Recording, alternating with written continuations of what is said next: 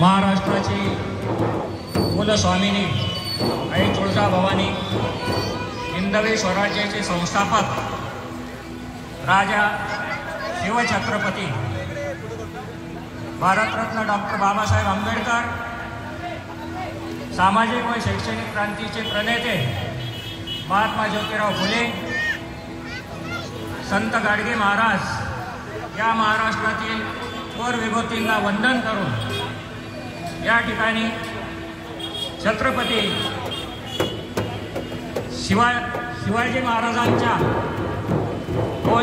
395व्या जयंतीनिमित्त तमाम शिवभक्तांना या ठिकाणी हार्दिक शुभेच्छा। आपल्या टाळ्यामध्ये आपण स्वागत, तुमच्या टाळ्यामध्ये तुमचं स्वागत।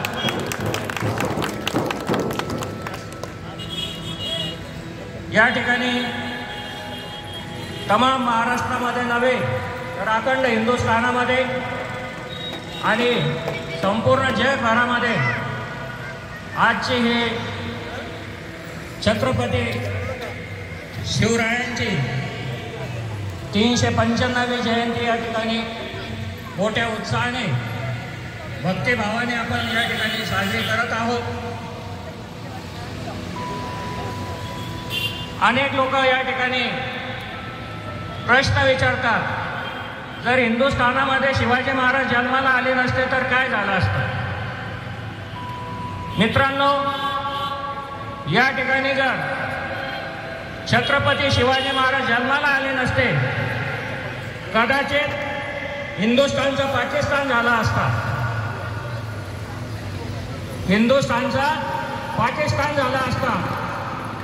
कारण छत्रपती शिवाजी महाराज जन्माला येण्याच्या आधी या हिंदुस्थानामध्ये मोगलशाही, आदिलशाही, कुतुबशाही, निजामशाही या यौवनांनी उच्छाद मांडलेला होता। नव्हे तर हिंदूंच्या स्त्रियांचे आबरू या ठिकाणी लुटले जात होते।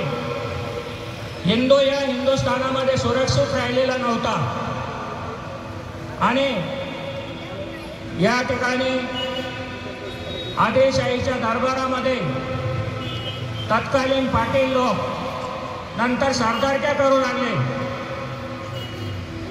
तत्कालीन परिस्थितीतील त्या पाटलांना या आदिलशाही, निजामशाही, कुतुबशाही यांनी आपल्या दरबारी सरदार नेमले।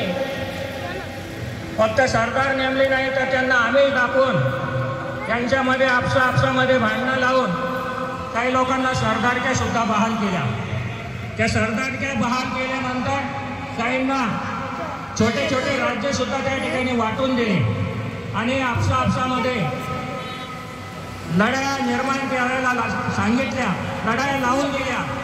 आणि हा जो हिंदू समाज आहे तो हिंदू समाज आपल्या राज्यांच्या सीमारेषेमध्ये भांडणं करत राहिला आणि त्या ठिकाणी आदिलशाही आणि निजामशाही हिंदुस्थानामध्ये फोफावत गेल्या। पण हे सगळं सहन करत असताना या ठिकाणी भोसले घराण्याचा आणि आदिलशाहीचा संबंध आला। आदिलशाहीकडं भोसल्यांसारखे अनेक सरदार त्या ठिकाणी कामाला होते, परंतु बाबाजी भोसल्यापासून भोसले घराण्याची जी काही परंपरा चालू झालेली होती, बाबाजी भोसले, मालोजीराजे भोसले आणि शहाजीराजे भोसले। मग शहाजीराजे भोसल्यांचा संबंध वराडातील बुलढाणा जिल्ह्यातील सिंदखेड राजा या ठिकाणच्या जाधवांशी आला। कारण हे सगळे जे सरदार होते ते आदिलशाहीचे गुलाम होते, परंतु वेरूळ या ठिकाणी सरदारांच्या मीटिंगमध्ये, सरदारांच्या बैठकीमध्ये खंडागळ्यांचा हत्ती उधळला गेला आणि त्या खंडागळ्यांच्या हत्ती उधळल्यामुळं लखोजी जाधवांचा मुलगा दत्ताजी जाधव आणि मालोजीराजे भोसल्यांचा मुलगा संभाजी भोसले हे दोन खून त्या ठिकाणी पडले आणि भोसले घराण्यात आणि जाधवांमध्ये त्या ठिकाणी ठिणगे पडले। ते एकमेकांचे सगळे सोयरे असून सुद्धा एकमेकांना पाण्यामध्ये पाहू लागले, एकमेकांचे कट्टर विरोधक झाले। मग भोसले घराण्यांच्या जासूसीसाठी आदिलशहाने लखोजीराव जाधव आणि वराडातील मंडळी भोसलेंच्या मागे सोडले। मग शहाजीराजे काही दिवसानंतर अहिल्यानगर अर्थात तत्कालीन अहमदनगर या ठिकाणी शिफ्ट झाले। मग तिथे सुद्धा त्यांना त्रास होऊ लागला। मग त्या ठिकाणी शहाजीराजे आपली पत्नी जिजाऊ ही गरोदर असताना माऊलीच्या किल्ल्यावर गेले। माऊलीच्या किल्ल्यावर जात असताना लखोजी राजे त्या ठिकाणी त्यांचा पाठलाग करत होते। माऊलीच्या किल्ल्यावर गेल्यानंतर जिजामाता तर गरोदर होती, परंतु शहाजीराजांना खबर लागली या ठिकाणी आपण जर राहिलो, माऊलीच्या किल्ल्यावर जास्त वेळ जर त्या ठिकाणी राहिलो तर आपण या ठिकाणी जिवंत राहू शकत नाही।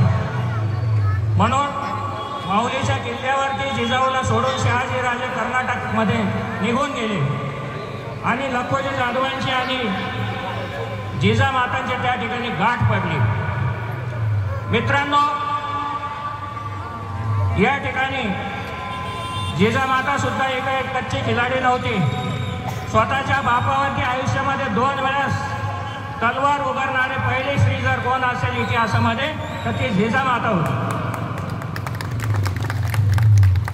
परंतु आपला नावाईतून पसार झाला, फरार झाला ही बातमी जेव्हा लखोजी राजाला कळाली आणि जिजामाता समोर शमशेर तलवार घेऊन आली, त्यावेळेस लखोजी जाधवांचे सुद्धा हातपाय त्या ठिकाणी गळून गेले आणि मग गळाभेट झाली जिजामातेची आणि लखोजी राजे जाधवांची।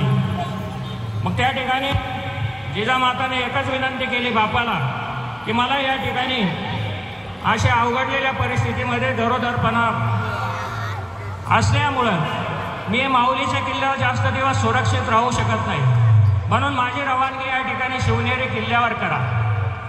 मी हे तुम्हाला का सांगतोय सगळं, कारण शिवजन्माचा इतिहास सुद्धा आपल्याला माहीत असला पाहिजे। वाटसर बाळगोपाळांना माहीत असला पाहिजे।